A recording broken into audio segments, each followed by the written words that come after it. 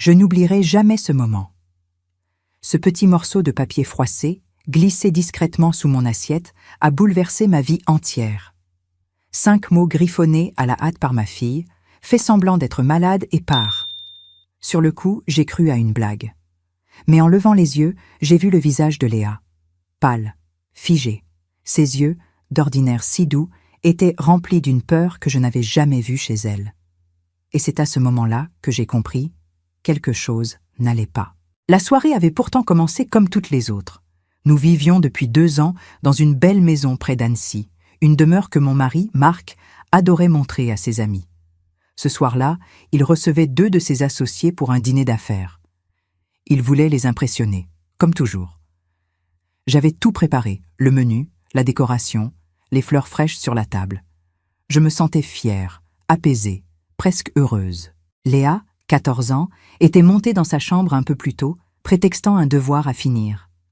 Lorsque je l'ai vue revenir et s'asseoir silencieusement à table, j'ai su qu'il y avait quelque chose de bizarre. Et quand j'ai ouvert ce billet sous la nappe, mon cœur a raté un battement. « Léa, qu'est-ce que… » Elle m'a fait un signe rapide, presque imperceptible, pour me taire. Ses doigts tremblaient. Marc, de son côté, continuait à plaisanter avec ses invités, le sourire figé, la voix pleine de cette assurance un peu arrogante qui lui servait de masque. Je n'entendais plus rien de la conversation, seulement les battements précipités de mon cœur. Je me suis levée lentement. « Excusez-moi, j'ai une migraine soudaine », ai-je murmuré. « Je vais prendre quelque chose et me reposer quelques minutes. » Marc a levé un sourcil. « Maintenant ? Mais tout allait bien il y a 5 minutes. »« Oui. » C'est tombé d'un coup. La lumière, peut-être. Il a hésité un instant, puis, sous le regard de ses collègues, il a forcé un sourire. « D'accord, va te reposer. » Léa s'est levée à son tour. « Maman, je t'accompagne. » Nous avons quitté la salle à manger. Je sentais son souffle court derrière moi. À peine la porte de sa chambre refermée, elle a tourné la clé et s'est précipitée vers son bureau. « Maman, écoute-moi, » murmura-t-elle d'une voix étranglée. « Il faut partir d'ici. Maintenant. » « Mais enfin, qu'est-ce que tu racontes ? Marc attend ses invités. »« Maman, s'il te plaît, ce n'est pas une blague. Ta vie est en danger. » Je l'ai regardée, interdite. « Tu es malade, ma chérie ? Qu'est-ce qui te prend ?» Ses yeux se sont emplis de larmes. J'ai tout entendu cette nuit. Marc parlait au téléphone. Il disait « Demain, elle boira le thé comme d'habitude, et tout aura l'air d'un arrêt cardiaque. » Ma gorge s'est serrée. Mon cerveau refusait de comprendre. Avant que je puisse répondre, j'ai entendu des pas dans le couloir. La poignée de la porte a bougé. « Monique ? Léa ? Qu'est-ce que vous faites ? Les invités sont arrivés. » Marc.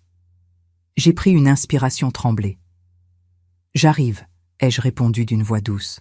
« J'ai juste besoin d'un moment. » Puis je me suis tournée vers ma fille. Elle me fixait, le visage tendu, les yeux suppliants. Et contre toute logique, j'ai décidé de lui faire confiance. Je suis sortie, jouant la comédie de la migraine. « Je vais à la pharmacie » ai-je annoncé à Marc. « J'ai besoin d'un médicament plus fort. Léa vient avec moi. »« Très bien, mais ne traînez pas » a-t-il répondu d'un ton faussement aimable. 5 minutes plus tard, nous étions dans la voiture, moteur allumé, roulant dans la nuit. Monique, la femme confiante et raisonnable, venait d'entrer dans une histoire qu'elle n'aurait jamais cru possible. Et 10 minutes après avoir quitté la maison, ma fille m'a révélé la vérité qui allait tout changer. Mais avant de continuer, vérifiez si vous êtes déjà abonné à la chaîne et dites-nous en commentaire de quelle ville ou pays vous nous regardez. Nous aimons beaucoup savoir jusqu'où nos histoires voyagent. La route défilait devant nous, déserte et silencieuse. Je conduisais sans vraiment savoir où j'allais, les mains crispées sur le volant. À côté de moi, Léa fixait la fenêtre, les yeux perdus dans le vide. « Maintenant, explique-moi » ai-je murmuré, la voix encore tremblante. Elle a pris une grande inspiration avant de parler. Cette nuit, vers 2 heures, je suis descendue chercher de l'eau. La porte du bureau de Marc était entr'ouverte. J'ai entendu sa voix, il parlait au téléphone, très bas, presque en chuchotant. D'abord, j'ai cru qu'il s'agissait d'un appel professionnel. Mais quand il a dit ton prénom, j'ai compris que ce n'était pas le travail. Mon cœur s'est mis à battre plus vite. Qu'a-t-il dit exactement? Il a dit « Tout est prêt pour demain. Elle prendra le thé comme d'habitude. Personne ne soupçonnera rien. Ça aura l'air d'une crise cardiaque, tu me l'as garanti. » Sa voix s'est brisée. Et puis, il a ri, maman. Il a ri. Comme si ta mort allait être un détail sans importance. J'ai senti le monde vaciller autour de moi. Marc, mon mari depuis 2 ans, l'homme avec qui je partageais ma vie, mes repas, mes projets, parlait de me tuer. Non, ce n'était pas possible. Tu es sûr de ce que tu as entendu? Peut-être que... Je suis sûr, m'a-t-elle coupé. Et il a ajouté ton nom dans une autre phrase, quand il parlait d'une assurance. Il disait que tout serait réglé une fois que le contrat serait versé. L'assurance vie. Celle qu'il m'avait convaincu de signer 6 mois plus tôt pour notre sécurité en cas d'accident. 1 million d'euros. À ce moment précis, tout s'est éclairé. Léa a sorti un papier de sa poche et me l'a tendu. Et j'ai trouvé ça aussi. C'était un relevé bancaire imprimé. Des virements réguliers vers un autre compte que je ne connaissais pas. Des petites sommes, chaque semaine. Suffisamment discrètes pour ne pas éveiller les soupçons. Je me suis garé sur le bas-côté, incapable de continuer à conduire. « Il est en faillite », a murmuré Léa. J'ai vu des documents dans son bureau, des dettes énormes. Il a tout perdu, mais il ne veut pas l'admettre. Je sentais mes mains trembler. Tout ce que je croyais solide venait de s'effondrer. Marc n'était pas l'homme stable et aimant qu'il prétendait être. Il m'avait volé, manipulé, et maintenant, il voulait se débarrasser de moi. J'ai fermé les yeux un instant, respiré, pensé. « On va aller à la police », ai-je dit. « Et leur dire quoi ?» a répliqué Léa. « Qu'on pense qu'il veut t'empoisonner ? Sans preuve ?» Elle avait raison. Ce serait sa parole contre la mienne. Et Marc savait se montrer charmant, convaincant. Il retournerait la situation contre nous en un clin d'œil. Un silence lourd s'est installé dans la voiture. Puis, soudain, une idée a germé dans mon esprit. « On a besoin de preuves », ai-je murmuré. « De vraies preuves. » « Comment ? » « Le poison. S'il prépare quelque chose pour aujourd'hui, il doit avoir un produit quelque part. Un flacon, une poudre, n'importe quoi. » Léa m'a fixé, effrayée. « Tu veux dire qu'on doit retourner à la maison ?» J'ai hoché la tête lentement. « Oui, juste le temps de trouver ce qu'il cache. » Elle a protesté, bien sûr. Mais au fond de moi, une froide détermination avait remplacé la peur. Si je fuyais sans rien prouver, Marc inventerait une histoire. Que j'étais instable, que j'avais pris la voiture sous le coup d'une crise de panique. Et il aurait raison d'un point de vue légal. « Écoute-moi », ai-je dit doucement à Léa. « On va jouer son jeu.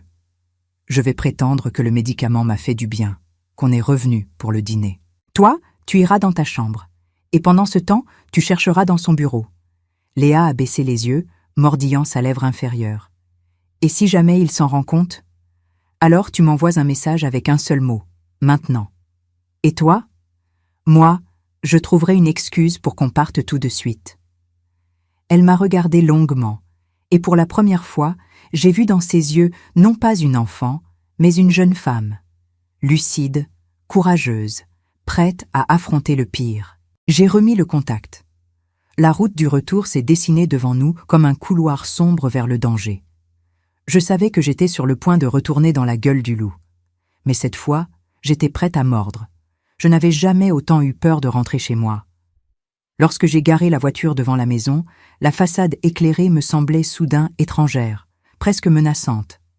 C'était ma maison, oui, mais ce soir-là, elle me donnait la chair de poule. « Souviens-toi du plan », ai-je chuchoté à Léa.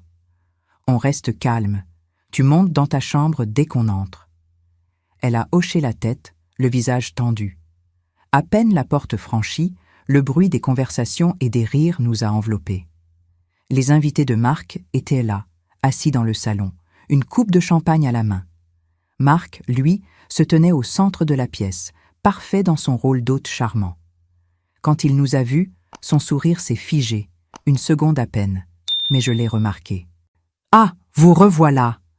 lança-t-il d'un ton léger. « Alors, la migraine ?»« Mieux ?» ai-je répondu avec un sourire forcé. « Le médicament a fait effet. »« Parfait. Et toi, Léa ?»« J'ai mal à la tête aussi, » dit-elle en baissant les yeux. « Je vais me coucher un peu. »« Bien sûr, ma chérie, prends soin de toi, » répondit-il, faussement tendre. Je l'ai regardé monter les escaliers, le cœur battant. Puis j'ai suivi Marc dans le salon, essayant de jouer la femme détendue. « Tiens, prends un verre, » m'a-t-il proposé en m'apportant une coupe. « Non merci, » ai-je dit, juste de l'eau. L'alcool et les migraines ne font pas bon ménage. Il a plissé les yeux. « Et ton thé ? Tu ne veux pas de ton thé habituel ?» Une vague glaciale m'a traversé. J'ai forcé un sourire. « Pas ce soir. La caféine, tu sais. » Il a haussé les épaules, feignant l'indifférence, puis s'est tourné vers ses invités pour reprendre la conversation. Je me suis assise, essayant de me fondre dans l'ambiance. Mais chaque rire, chaque mot me semblait faux, artificiel. Sous ce vernis de convivialité, je sentais le poison, au sens propre comme au figuré. Pendant que Marc parlait, je jetais des coups d'œil réguliers vers mon téléphone posé discrètement sur mes genoux. Pas de message de Léa, aucun signe. Le temps s'étirait comme une corde prête à céder. 20 minutes plus tard, mon portable a vibré. Un seul mot s'affichait à l'écran. Maintenant. J'ai senti mon estomac se contracter. Je me suis levée aussitôt, essayant de paraître naturelle. « Excusez-moi », ai-je dit aux invités. « Je vais voir si Léa a besoin de quelque chose. » Marc m'a suivi du regard, son sourire toujours plaqué, mais ses yeux étaient différents, soupçonneux. Je suis montée à l'étage, chaque marche résonnant comme un battement de cœur. Léa m'attendait dans sa chambre, pâle comme un linge. « Il sait, » murmura-t-elle. « Il monte. »« Qu'est-ce que tu as trouvé ?» Elle m'a tendu son téléphone. Sur l'écran, des photos. Un petit flacon ambré sans étiquette, posé dans le tiroir du bureau de Marc. Et, à côté, une feuille écrite de sa main. Je l'ai lue rapidement. 10h30. Les invités arrivent. 11h45. Servir le thé. Effet dans 15-20 minutes 12h10. Appeler le SAMU. Trop tard. Mon sang s'est glacé. Tout était là, planifié, minuté comme une réunion. Un bruit dans le couloir. Des pas. La poignée qui tourne. « Reste calme », ai-je chuchoté. On fait comme si de rien n'était. La porte s'est ouverte. Marc est apparu, un sourire poli aux lèvres. « Tout va bien ici ?»« Oui », ai-je répondu d'une voix douce. Léa se repose, c'est tout. Il a posé son regard sur moi, insistant, puis sur Léa. « J'ai préparé ton thé, Monique. Celui que tu aimes tant. Il t'attend dans la cuisine. » J'ai senti mes mains devenir moites. « Merci. Mais je crois que je vais éviter ce soir. »« Oh, allons » a-t-il dit d'un ton plus ferme. Ce mélange est excellent pour les maux de tête. J'ai compris à cet instant que refuser trop clairement serait dangereux. Alors, j'ai feint la docilité. « D'accord. Je descends dans 1 minute. » Il a hoché la tête, puis a refermé la porte. Et aussitôt, un cliquetis sec, la serrure qui se bloque. Il venait de nous enfermer. Léa s'est précipitée vers la porte. « C'est fermé! Il nous a enfermés, maman !» Je suis restée un instant paralysée, puis j'ai balayé la pièce du regard. La fenêtre. On n'a pas le choix, on passe par là. Mais on est au 1er étage. On improvisera. J'ai attrapé le couvre-lit, solide, et l'ai noué à la base du bureau. Les pas de Marc résonnaient déjà dans le couloir. « Dépêche-toi !» ai-je soufflé. « Descends, vite !» Léa a passé une jambe par la fenêtre, s'est agrippée au drap et a commencé à descendre. La porte s'est mise à vibrer sous les coups. « Monique, ouvre cette porte !» Elle a lâché le drap, a roulé sur la pelouse et s'est redressée, indemne. Je n'ai pas hésité. J'ai sauté à mon tour. La douleur a explosé dans ma cheville, mais je me suis relevée d'un bond. Léa m'a saisi la main. « Cours !» Derrière nous, la voix de Marc a hurlé par la fenêtre. « Vous ne pouvez pas fuir, Monique !» Mais c'était trop tard. Cette fois, ce n'était plus lui le chasseur. C'était nous, les survivantes. Nous courions à perdre haleine dans le jardin, l'herbe fouettant nos jambes. Derrière nous, j'entendais les cris de Marc, le fracas d'une porte qu'on claque, le bruit de ses pas dans l'escalier. Je n'avais plus mal à la cheville, plus mal nulle part. Seule l'adrénaline me tenait debout. « Par ici !» lança Léa, haletante. Nous avons contourné la haie, traversé le petit potager et franchi le muret du fond. De l'autre côté, un chemin menait vers un petit bois, une zone de promenade tranquille en temps normal. Cette nuit-là, c'était notre seul espoir. Les lumières de la maison derrière nous se sont éteintes d'un coup. Puis j'ai entendu le grincement de la grille. Marc sortait à son tour. « Vite, Léa !» ai-je soufflé. Il nous suit. Nous avons couru entre les arbres, les feuilles mortes craquant sous nos pas. Mon cœur battait à tout rompre, ma respiration brûlait dans ma gorge. Je n'osais pas regarder derrière moi. Après quelques minutes, nous avons atteint la clôture du lotissement. Une porte métallique marquée « Sortie de service, accès réservé au personnel d'entretien ». J'ai tiré, poussé, verrouillé. Non, non, non. Léa, plus vive que moi, a fouillé dans mon sac. Ta carte du syndic. Si elle passe sur le lecteur, je l'ai tendue d'une main tremblante, l'ai glissée sur le boîtier électronique. Un bip, une lumière verte. La porte s'est déverrouillée. Nous nous sommes engouffrés dehors. De l'autre côté, une petite rue tranquille, bordée de maisons endormies. J'ai refermé la porte derrière nous et me suis appuyé contre le mur, le souffle court. « Où allons-nous » demanda Léa. « Quelque part où il ne pensera pas à chercher tout de suite. » Je me suis remise au volant. La route descendait vers le centre d'Annecy. Quelques lampadaires diffusaient une lumière pâle. Il devait être près de 23 heures. Léa tremblait encore. « Et s'il appelle la police ?»« Il le fera, » répondis-je, « mais pas comme tu crois. Il dira que je suis folle, que je t'ai entraînée dans une crise de panique. Il va tout retourner contre nous. » Elle s'est tue, le regard perdu. Je savais qu'elle comprenait. Nous n'étions plus seulement en danger, nous étions aussi des cibles d'une manipulation. Après 10 minutes, j'ai aperçu les lumières du centre commercial Courrier. C'était parfait, un lieu public, avec des caméras, du passage, des cafés ouverts tard, nous y serions en sécurité, du moins temporairement.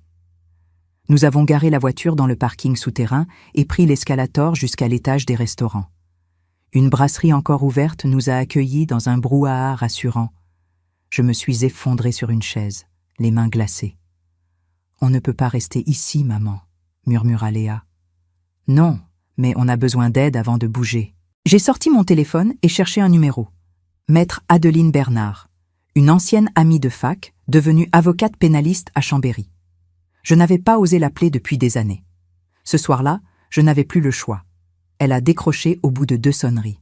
« Monique, tu sais l'heure qu'il est ?»« Adeline, je t'en supplie, écoute-moi. C'est une question de vie ou de mort. » Je lui ai tout raconté. Le billet de Léa, les mots entendus, le flacon, le thé, la fuite. Elle n'a pas posé de questions inutiles. Sa voix, posée, professionnelle, m'a redonné un peu d'équilibre. « Où es-tu ?»« Au centre commercial Courrier, à Annecy. Ne bougez pas, j'arrive dans 30 minutes. Et surtout, ne parlez à personne, pas même à la police. » À la police ? J'ai levé les yeux, confuse, et c'est à ce moment-là que j'ai vu 2 silhouettes en uniforme entrer dans la brasserie. Ils regardaient autour d'eux, comme s'ils cherchaient à quelqu'un. « Maman !» chuchota Léa, blême. Ils nous ont repérés. L'un d'eux s'est approché, poli mais ferme. « Madame Monique Girard ?» J'ai hoché la tête, incapable de parler. « Votre mari est très inquiet. Il a signalé votre disparition et celle de votre fille. » Disparition. Le mot a résonné comme une gifle. « Ce n'est pas ce que vous croyez, » ai-je tenté d'expliquer. « Mon mari ?» « Calmez-vous, madame. On est là pour vous aider. » Léa s'est levée brusquement. « Ce n'est pas elle, la folle, c'est lui. Il a voulu l'empoisonner. » Les 2 agents ont échangé un regard embarrassé. Le plus âgé a pris un ton paternel. « Jeune fille, ce sont des accusations graves. » J'allais répondre quand une voix familière a retenti derrière moi. « Bonsoir, messieurs. Je suis maître Adeline Bernard, avocate au barreau de Chambéry. Ces 2 femmes sont mes clientes. » Je me suis retournée. Elle était là, droite, élégante, le regard déterminé. « Adeline, avant de poursuivre quoi que ce soit, reprit-elle d'un ton calme mais autoritaire, je vous demande de ne poser aucune question sans ma présence. Ces femmes sont victimes, non suspectes. » Les policiers ont échangé un nouveau regard, puis ont reculé légèrement. Je me suis sentie respirer pour la première fois depuis des heures. « On va aller au commissariat », annonça Adeline. « Ensemble. » « Mais, Marc, qu'il vienne. Cette fois, il ne s'en sortira pas aussi facilement. » J'ai serré la main de Léa, et pour la première fois depuis le début de ce cauchemar, j'ai cru entrevoir une lueur d'espoir. Le commissariat d'Annecy était calme cette nuit-là, presque trop calme. Sous la lumière blafarde des néons, tout semblait figé, irréel, comme dans un mauvais rêve dont je ne parvenais pas à me réveiller. Assise face au commissaire Dupont, j'avais les mains jointes sur la table pour empêcher mes doigts de trembler. À ma droite, maître Adeline Bernard relisait les documents que Léa avait photographiés. Devant nous, le commissaire levait de temps en temps les yeux, l'air sceptique mais intrigué. « Donc, si je résume, dit-il lentement, votre mari aurait planifié votre mort en vous empoisonnant lors d'un déjeuner. »« Oui, répondis-je d'une voix presque chuchotée. Il avait tout organisé. L'heure, la boisson, même l'appel au SAMU, trop tardif. « Et vous avez des preuves ?» Adeline posa le téléphone de Léa sur la table. « Les voici, commissaire. Des photos nettes, un flacon ambré, un papier manuscrit et un relevé de compte. » Dupont fronça les sourcils. « Ce flacon, où est-il maintenant ?»« Dans le bureau de Marc, » répondit Léa. « Dans le tiroir du bas, à droite. »« Très bien, dit-il. On va envoyer une équipe pour vérifier. » Il s'est levé, a parlé quelques secondes à un agent, puis est revenu vers nous. « Madame Girard, vous restez ici en attendant les résultats. » J'ai hoché la tête, épuisé.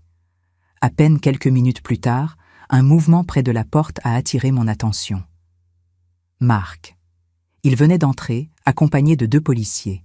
Toujours impeccable, costume repassé, visage soucieux, l'image même du mari aimant et inquiet. « Monique !» s'exclama-t-il avec soulagement. « Dieu merci, tu vas bien. J'étais mort d'inquiétude. » Je me suis levé d'un bond. « N'approche pas. »« Monique, enfin, qu'est-ce que tu racontes? Tu es partie sans prévenir avec Léa. J'ai cru que tu avais fait une crise. » Il s'est tourné vers le commissaire, les mains ouvertes. « Ma femme est fragile, monsieur. Elle suit un traitement pour ses troubles d'anxiété, mais ces derniers jours, elle refusait de prendre ses médicaments. »« Quoi ?» ai-je crié. « C'est faux. »« Voyez, dit-il calmement, voilà ce que je vous disais. » Elle se déconnecte de la réalité. Le commissaire Dupont observait la scène sans intervenir, notant chaque mot. Adeline s'est levée à son tour. « Monsieur, vous avez des documents prouvant ce traitement? Une prescription? Un certificat médical ?» Marc a hésité une fraction de seconde. « Oui, bien sûr, je peux les récupérer lundi. Le docteur Morel vous les confirmera. » Son ton était assuré, presque bienveillant. Mais je voyais dans ses yeux cette froideur glaciale que j'avais tant redoutée. Adeline s'est approchée du commissaire. « Vous voyez, monsieur, comment il prépare sa défense. Il sème le doute. Il fabrique des antécédents psychologiques. C'est une technique classique des manipulateurs dangereux. » Marc a ricané doucement. « Manipulateur? C'est moi le manipulateur maintenant? Monique, ma chérie, pourquoi tu fais ça? » « Parce que j'ai entendu, ai-je lancé. Léa a tout entendu. Tu parlais de poison, de mon assurance vie, de ton plan. » Il s'est tourné vers ma fille, son sourire figé. « Léa, ma grande, tu as mal compris. Je parlais d'un projet de travail. » Mais Léa, droite, les poings serrés, a répondu d'une voix ferme. « Non, j'ai entendu ton rire, papa. Ce n'était pas du travail. » Le silence est tombé dans la salle. Puis la porte s'est ouverte brutalement. Un policier est entré avec une enveloppe. « Commissaire Dupont, résultat de la perquisition, monsieur. » Le commissaire a ouvert l'enveloppe et lu rapidement, les sourcils se haussant peu à peu. « Intéressant. » Il a levé les yeux vers Marc. « Monsieur Girard, vous nous avez parlé d'une tache de sang retrouvée dans la chambre de la jeune fille. Vous avez dit avoir été inquiet. C'est bien cela ? » « Exactement, » répondit Marc. J'ai cru que Monique lui avait fait du mal avant de s'enfuir. Eh bien, reprit Dupont en posant le papier sur la table, la tache en question provient de votre propre sang. Groupe sanguin B+. Le vôtre, monsieur. Marc a blêmi. Quoi? C'est absurde. Et ce n'est pas tout, continua le commissaire d'un ton ferme. Nos agents ont trouvé, dans votre tiroir, un flacon correspondant exactement à la photo fournie par votre fille. Le contenu est en cours d'analyse, mais les tests préliminaires indiquent la présence d'une substance arsenicale. Vous avez une explication? Marc a reculé d'un pas. Oh non, c'est un piège, elle l'a mis là. Intéressant, dit Adeline froidement. À quel moment aurait-elle pu faire cela, sachant qu'elle était ici, avec moi, depuis 2 heures? Le masque de Marc s'est fissuré. J'ai vu sa mâchoire se tendre, son regard se durcir. Une rage sourde montait en lui, incontrôlable. Le commissaire a posé calmement ses lunettes sur la table. « Monsieur Girard, je vous place en garde à vue pour tentative d'homicide volontaire, falsification de preuves et fraude financière. » Marc a éclaté. « Vous n'avez aucune preuve. Ce sont des mensonges. » 2 agents se sont approchés.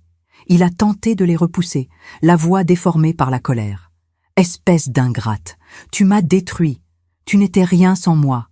Je n'ai pas bougé. » Je le regardais, droit dans les yeux, et pour la première fois, je n'ai plus eu peur. Les policiers l'ont maîtrisé, menotté, puis emmené hors de la salle. La porte s'est refermée, laissant derrière elle un silence lourd, presque sacré. Léa s'est jetée dans mes bras. Je l'ai serrée fort, sans un mot. Nous venions de survivre à l'impensable. Adeline a posé doucement une main sur mon épaule.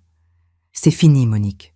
Il ne te fera plus jamais de mal. » Mais dans mon cœur, je savais que ce n'était pas encore tout à fait terminé. Il restait les traces, les blessures invisibles, les questions sans réponse. Mais pour la première fois depuis longtemps, je me sentais libre. Les semaines qui ont suivi son arrestation ont été floues, presque irréelles. Tout s'est enchaîné si vite, les dépositions, les expertises, les audiences. Et enfin, la vérité qui s'imposait, froide et implacable. Marc n'était pas simplement un mari malhonnête, c'était un prédateur, un homme qui avait déjà fait une victime avant moi. Les enquêteurs ont rouvert un dossier datant de 5 ans, le décès naturel d'une femme nommée Élise Moreau, son ex-femme, officiellement morte d'un arrêt cardiaque. Mais après exhumation, des traces d'arsenic ont été retrouvées dans ses cheveux et ses ongles. Exactement la même substance que celle contenue dans le flacon découvert chez nous. Quand j'ai appris cela, j'ai ressenti un mélange d'effroi et de soulagement. Oui, il avait déjà tué. Mais cette fois, grâce à Léa, il n'y aurait pas de nouvelles victimes. Le procès a eu lieu 6 mois plus tard. La salle d'audience était pleine à craquer. Des journalistes, des curieux, des voisins. Tous voulaient en voir l'affaire Girard, celle du mari charmant devenu assassin. Je n'oublierai jamais le moment où il est entré, menotté, le regard vide. Il n'y avait plus rien du Marc que j'avais connu, seulement un homme brisé, nu face à ses mensonges. Quand le verdict est tombé, 30 ans de réclusion pour tentative d'homicide, plus 15 ans pour fraude financière, j'ai fermé les yeux. Non pas de joie, mais de paix. La justice, enfin, avait fait son œuvre. 1 an a passé depuis. Léa et moi avons quitté notre ancienne maison, cette cage dorée pleine de souvenirs empoisonnés. Nous vivons désormais dans un petit appartement lumineux à Annecy-le-Vieux. Il est modeste, mais il est à nous, notre refuge, notre nouveau départ. Chaque matin, la lumière entre doucement par la grande baie vitrée de la cuisine. Léa prépare le café, moi le pain grillé. Et parfois, sans rien dire, on se sourit. Parce qu'on sait, on a survécu. Nous avons suivi une thérapie, toutes les deux. La psychologue, Dr Béatrice Laurent, nous a aidés à comprendre ce que nous avions vécu. La manipulation, la peur, la honte, la reconstruction. Léa a retrouvé peu à peu son rire, son humour. Elle parle aujourd'hui de faire des études de psychologie. Elle veut aider les gens à reconnaître les signes, dit-elle souvent. Moi, j'ai repris mon poste à la bibliothèque municipale. Je me redécouvre, lentement. Je cuisine, je lis, Je marche au bord du lac. Je ne suis plus la femme qui se méfiait de tout. Je suis celle qui a appris à se faire confiance. Un soir, en rangeant mes livres, j'ai retrouvé ce petit papier plié. Le billet de Léa. 5 mots, écrits à la hâte. Fais semblant d'être malade et pars. Je l'ai glissé dans une boîte en bois sur ma table de chevet. C'est mon talisman. Un rappel que, parfois, la survie tient à un geste, une intuition, un mot griffonné dans la panique. Quelques mois plus tard, maître Adeline Bernard est revenue dîner à la maison. Elle nous a annoncé que la vente de la maison et des biens de marque avait été finalisée. Grâce à la justice, tout l'argent détourné serait restitué. Ce n'était pas une fortune, mais assez pour garantir à Léa un avenir sûr. Nous avons ouvert une bouteille de vin blanc, ri, parlé d'avenir. Adeline a levé son verre. « À vous deux », dit-elle, « à la force tranquille des femmes qui refusent d'être des victimes. » J'ai souri, parce qu'elle avait raison. Je ne suis pas une victime. Je suis une survivante, une mère, une femme et une battante. Ce soir-là, avant de me coucher, j'ai regardé Léa dormir. Et j'ai compris que tout ce cauchemar, aussi terrible qu'il ait été, nous avait rapprochés plus que jamais. Nous avions traversé la peur, le doute, la colère, et nous avions trouvé au bout du chemin quelque chose de plus fort que la vengeance, la paix. Alors si vous m'écoutez aujourd'hui, retenez ceci. Ne doutez jamais de votre instinct, et surtout, n'ayez pas peur d'agir, même si tout le monde vous dit que vous exagérez. Parfois, la seule différence entre la vie et la mort, c'est un simple geste de courage. Si cette histoire a touché votre cœur, répondez ici dans les commentaires. À ma place, qu'auriez-vous fait? N'oubliez pas de regarder la prochaine vidéo qui apparaît sur votre écran. Elle apporte un rebondissement surprenant et émouvant qui vous captivera du début à la fin.